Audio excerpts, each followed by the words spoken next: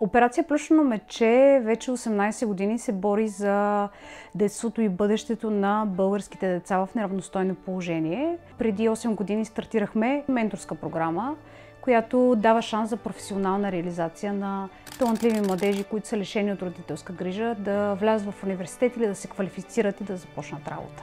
Екипа на CWP ни потърси сам. Те бяха много ентусиазирани, защото бяха чули за менторската ни програма и възможността да подкрепят един младеж в неравностойно положение, което се изрази в това те да подкрепят една девойка от социална услуга. Тя се казва Ивета.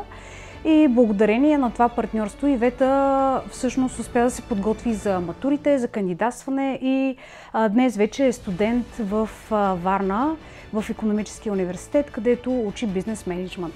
Благодарение на подкрепата, която получаваме вече няколко години подред от CWP, всъщност имаме възможността да намираме по-лесно спонсори за останалите младежи от програмата. Имаме възможност да отпускаме допълнително финансови средства и да разработваме индивидуалния план на всеки един от младежите все по-добре и по-добре. И също така сме подобрили програмата, защото тази подкрепа ни е дала възможност да работиме по-детайлно с всеки младеж. Вече сме вкарали в програмата доста сериозна подкрепа от психолог. Имаме обследване с психолог, което се дължи именно на тази подкрепа.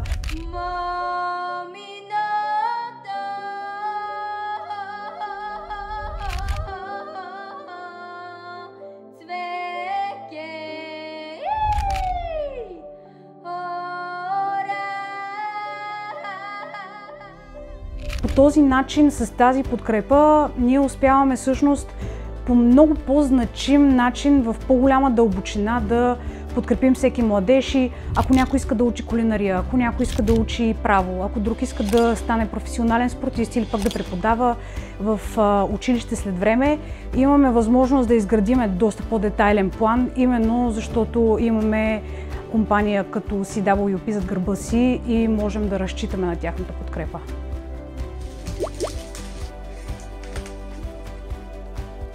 Надежда намерихме преди няколко години в социална услуга в Бяла Слатина. Беше си наумила, че може би медицината е за нея, но не беше сигурна. Ние направихме обследване, видяхме, че тя всъщност е подходяща за тази професия и почнахме да работиме в тази насока.